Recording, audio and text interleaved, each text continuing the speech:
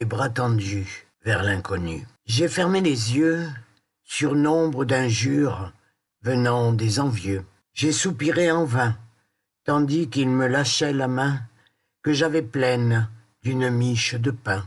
J'ai pleuré sur le sort qu'ils me réservaient, tandis que des larmes coulant sur mes joues me laissaient les yeux flous. J'ai longtemps prié, mais en vain.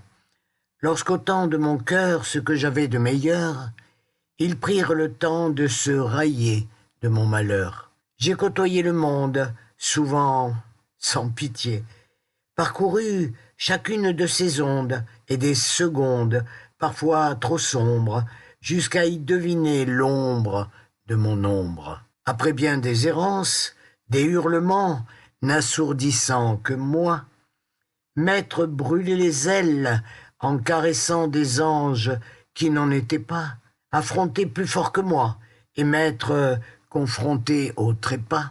J'ai touché des reflets, radiance de subtile beauté, jusqu'à ce qu'ils m'inondent de volupté, si douce que mon âme s'en inspira pour à son tour les partager, tandis que je me réveillais.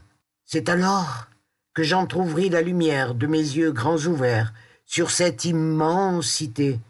En réalité, une parcelle de ma vie que j'avais oubliée au tréfonds de ma mémoire, celle d'une jeunesse trop tôt égarée, elle qui avait son importance, abandonnée dans un tiroir longtemps fermé.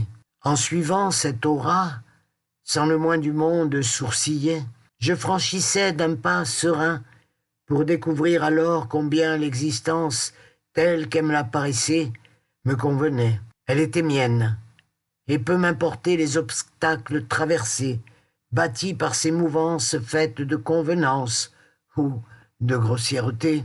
J'étais moi, être précieux, fier de ma présence en ces lieux de tolérance, d'une terre de providence où vivre est ce que je fais de mieux, où vivre est ce que je fais de mieux. Samy Louve.